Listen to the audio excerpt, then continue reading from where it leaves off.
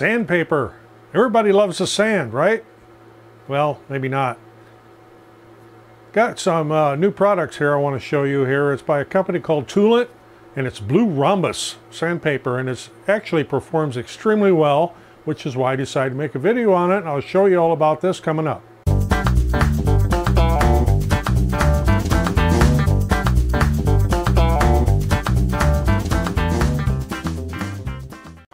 I'm Roger, welcome to the shop. I'm going to talk about sandpaper, kind of a innocuous thing to be going over, but there's the good, the bad, and the ugly, and if you've ever bought any, and I'm going to name the place, if you've ever bought any at Harbor Freight, you'll know what crap sandpaper is, so that's one place to avoid if you're going to go after sandpaper. You get some of the other brands are good. Of course, you got 3M, that's a good brand. You've got Klingspor, that's a good brand. There's got one here, this is from Klingspor. And you've got the Menards brand of Masterforce, which is okay. You got the Gator, and etc., etc. There's lots of different brands out there. A company called Toolant offered to send me some samples to try out, and I have put them through their paces, so to speak. It's called Blue Rhombus, and I thought, what's up with that name? So I thought, well, I'm going to compare this. I need to go apples to apples. So we'll keep it all with aluminum oxide grit paper. We're not going to do any garnet paper, we're not going to do any carbide paper, diamond mesh, or anything like that. Just aluminum oxide papers.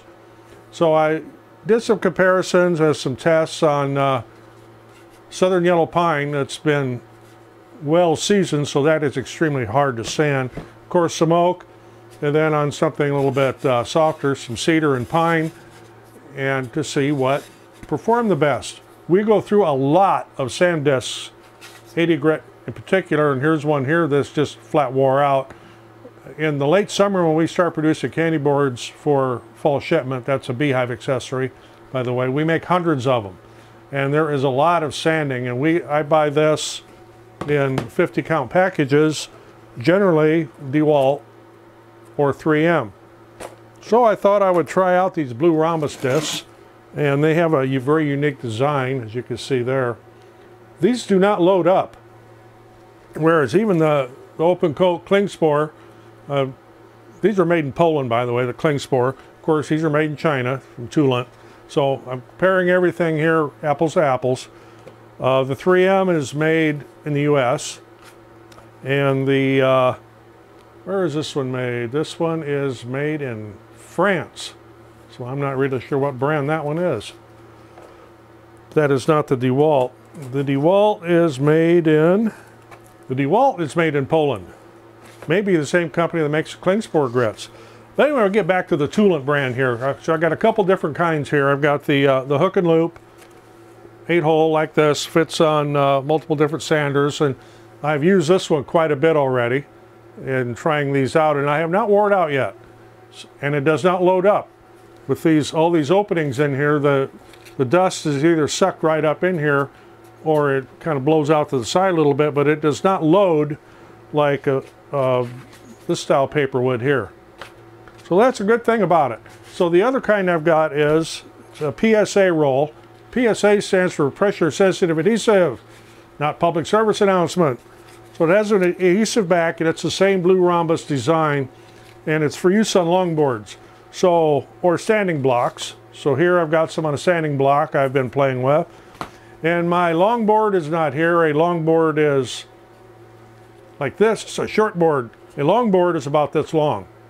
And it's used to smooth out very, very large areas. It's very common use is on boats or car bodies or truck bodies or that type of thing, where you could need to sand over a long distance and keep everything even without getting any little divots and stuff, because if you paint then, and it's especially if it's a shiny color and dark like black, you'll see every little wave in there. So that's the purpose of a longboard. This is also very, very handy for sheetrock, or drywall. Get away from the name brand of sheetrock there. A longboard is very, very useful for that too. When you're sanding, you want a wide area. And of course, I have not tried this with drywall compound, but I'm sure this will not load up, as I've found out with some of these other woods. I did try it on some sort of wet pine. It did not load up, but it didn't give me the finest finish either because the wood was so wet. And you shouldn't be sanding a wet wood anyway. But getting back to this, I just wanted to point this out and kind of bring it up. It's a good product.